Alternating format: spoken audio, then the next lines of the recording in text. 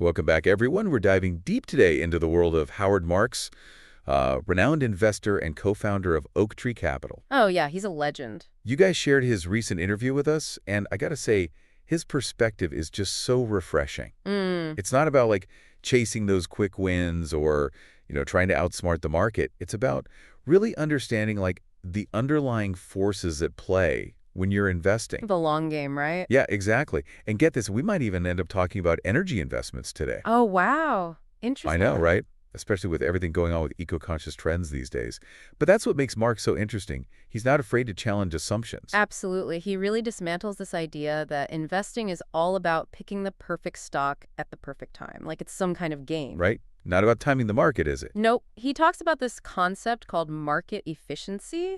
Okay, I've heard of that. Yeah, basically it means that any information that's out there that's known about a company is already reflected in that stock's price. So then how do we find those hidden gems, those like undervalued opportunities, if everyone already has the same information? Well, Marx's son actually pointed this out to him, and it's pretty insightful. Oh, really? Yeah, he said, and I'm paraphrasing here, but basically all that readily available data about the present, the numbers and stuff, that's not going to give you an edge because everyone has access to it. So we need to like dig deeper than just the surface level data. Exactly. Marx believes it's about developing this deeper understanding of the bigger picture, those factors that aren't immediately obvious, just from like glancing at a spreadsheet. It's about connecting the dots in a way. Yeah, seeing the whole picture. This whole thing about market timing has always intrigued me.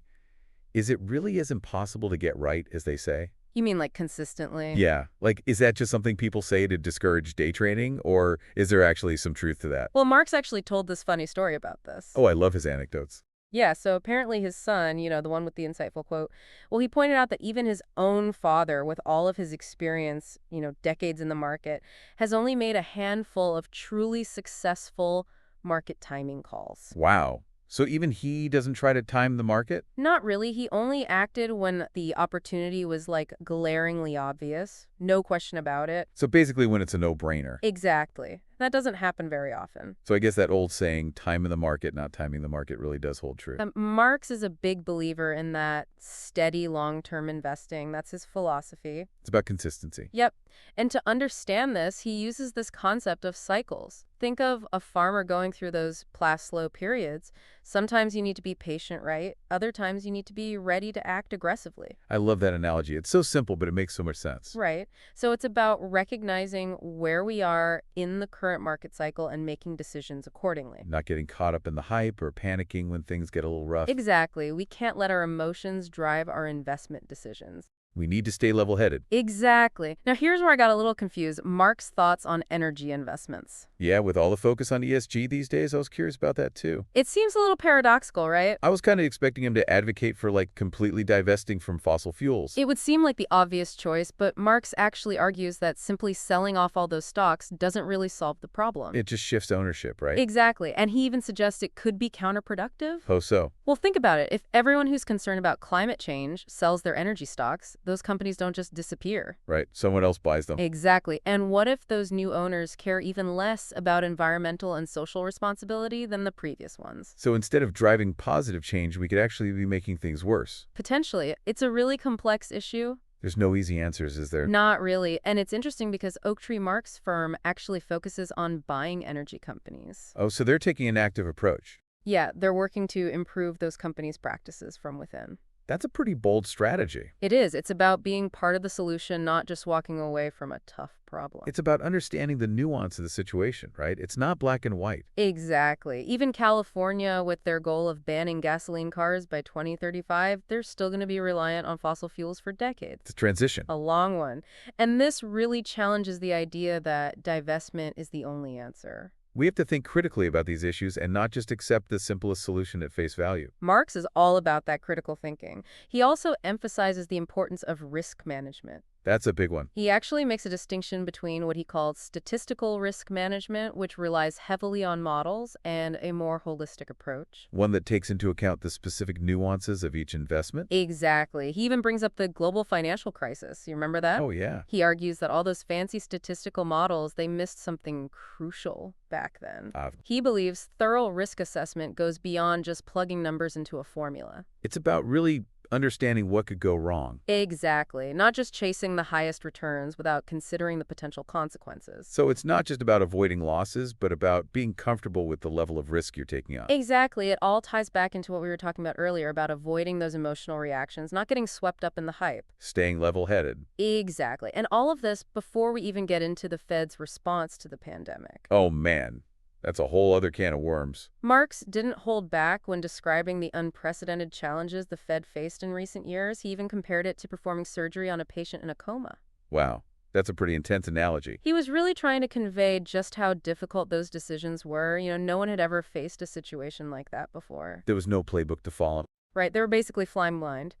And in that kind of crisis, Marx says there are really only three options. You can do too much, you can do too little, or you can somehow magically get it exactly right. But with so much uncertainty, getting it exactly right was probably impossible. And because of that, Marx believes they erred on the side of doing too much, which of course had consequences down the road. But we'll delve into all of that in the next part of our deep dive. Well, we've established that timing the market is pretty much impossible. Even for the pros. Right, even for experts like Howard Marks. But in your interview with him, you didn't let him off easy. You pressed him for some advice, like how do we actually navigate this crazy investment climate? Did he offer any insight? He did, and it's actually pretty relevant to what we were just talking about with the Fed and, the whole potential recession thing. Marx emphasized that the coming period is likely to be tougher than average for investors. He pointed to a bunch of uncertainties, but the biggest one is definitely inflation. Most countries are dealing with that right now. So are we headed for a crash? Should we be pulling all our money out of the market? Whoa. Hold on. Marx didn't suggest anything like that. Okay, good. He didn't say to panic sell or go completely to cash.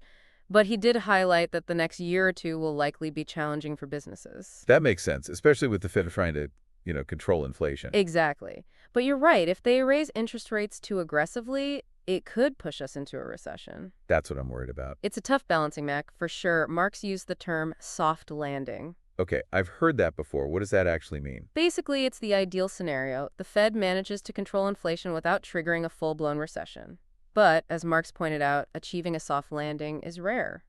So what's an investor to do in this kind of environment? Did Marx give any specific advice? He did. He actually mentioned one asset class that he's particularly interested in right now, credit investments, specifically high-yield bonds. High-yield bonds, those are pretty risky, aren't they?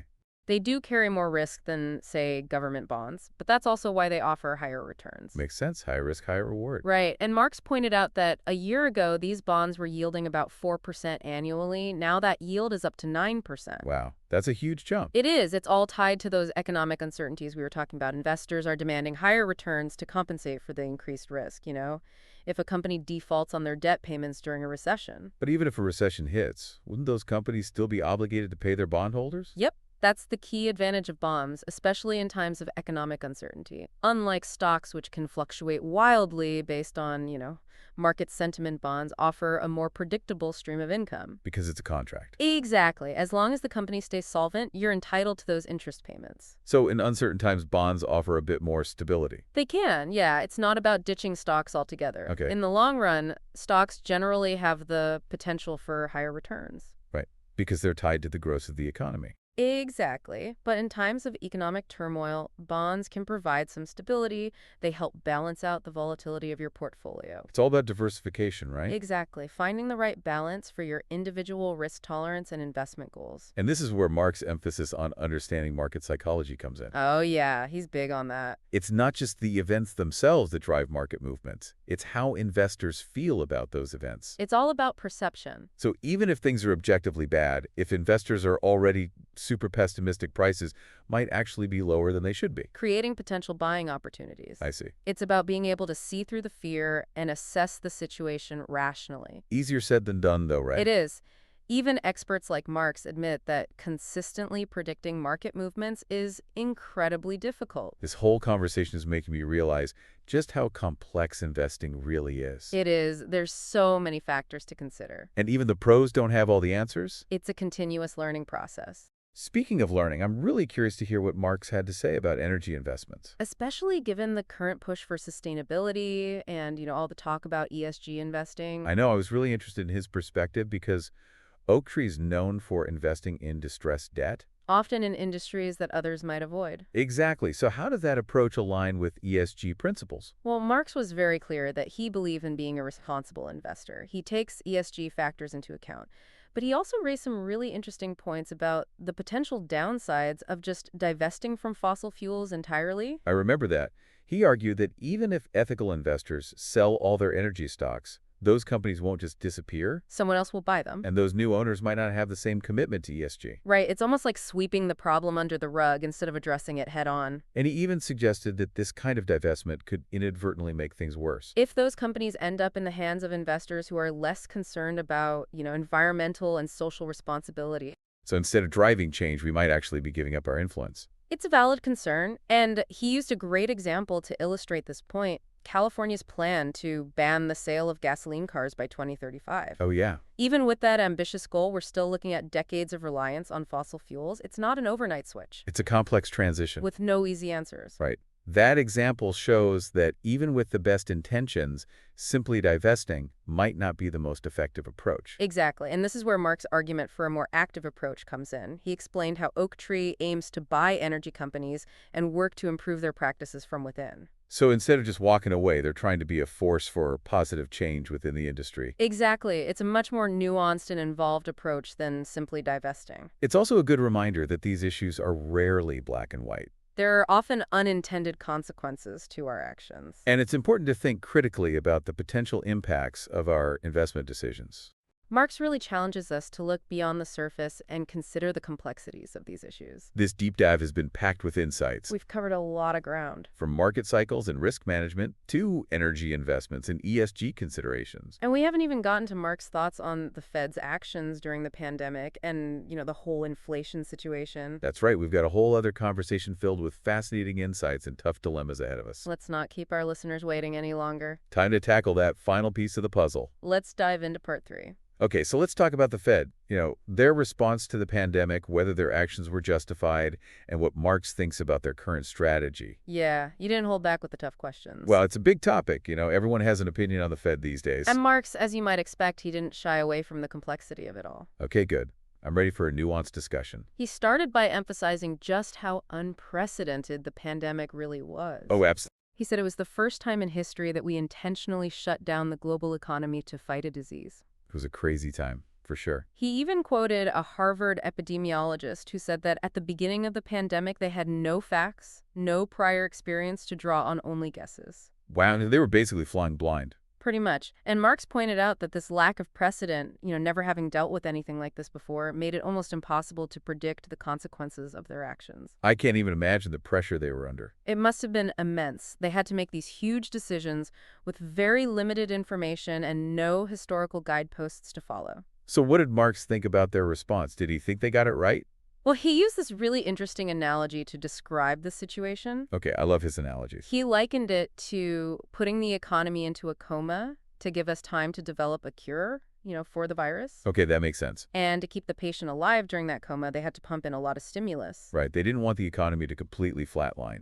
Exactly, but of course all that stimulus had consequences. Yeah, I remember at the time everyone was debating whether it would lead to inflation. And as we all know now, those concerns were definitely justified. All that extra money in the system, it definitely contributed to the inflation we're seeing now. It did. Combined with the supply chain issues and the pent-up demand, it created the perfect storm. Marx mentioned that the Fed initially thought inflation would be transitory. What does that actually mean? It means they believed it would be temporary. Something that would fade away as the economy stabilized. But it didn't. Nope. Inflation has been much more persistent than they anticipated. So what does that mean for their current strategy? What can they do now to get it under control? Well, Marx used the term hawkish to describe their current stance. Hawkish. What does that mean in this context? It means they're committed to raising interest rates and tightening monetary policy, to cool down the economy and bring inflation back down. Think of it like applying the brakes to a speeding car. But won't that risk pushing us into a recession? It's a delicate balancing act for sure. They're trying to find that sweet spot between controlling inflation and avoiding a severe economic downturn. So they're walking a tightrope. Basically, and as Marx pointed out, achieving a soft landing where they successfully curb inflation without causing a recession is incredibly difficult. It sounds like a lose-lose situation. It's definitely a tough spot to be in. But Marx believes that despite the risks, the Fed will likely maintain this hawkish stance for a while, probably at least until next summer. Why is that? He outlined a few reasons. First, they need to be absolutely sure they've extinguished inflation, not just suppressed it temporarily. So it's not just about putting out the fire, but making sure the embers are cold. Exactly. They don't want it to flare up again. Second, he believes they need to slay the dragon of inflationary expectations. What does that mean? If people believe that prices will keep rising, they'll act in ways that actually fuel further inflation. Like demanding higher wages or raising their own prices. Exactly, it becomes a self-fulfilling prophecy. So the Fed needs to convince everyone that they're serious about fighting inflation. It's a psychological battle as much as an economic one. Absolutely. And finally, he highlighted the importance of preserving the Fed's credibility. Their reputation. Right? They can't afford to be seen as flip-flopping between different policies. It makes them look indecisive. Exactly. It undermines their authority and makes it harder for them to manage the economy effectively.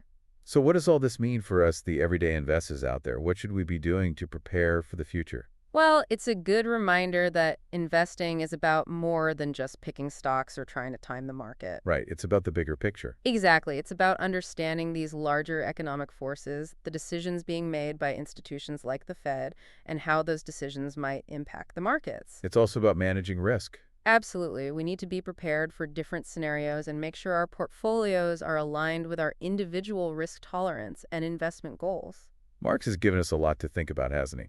He really have. He's challenged us to look beyond the surface-level data, to understand the psychology of the markets, and to be prepared for the unexpected. This deep dive has been incredibly insightful. We've covered so much ground. We've explored market efficiency, risk management, the complexities of energy investments, and the Fed's response to the pandemic. And through it all, Marx has emphasized the importance of thinking for ourselves, of challenging assumptions, and of not being swayed by the latest trends or fads. He's left us with some really profound questions to ponder. He talks about how markets are becoming increasingly efficient, which raises a challenge for all of us. Yes, up. In this increasingly competitive landscape, what unique skills or approaches can give you an edge? What sets you apart from the crowd? It's a great question to consider as we continue our own individual investment journeys. Investing is a journey, not a destination. And it's not about predicting the future with certainty. It's about understanding the dynamics at play and making informed decisions based on the best available information. Well said.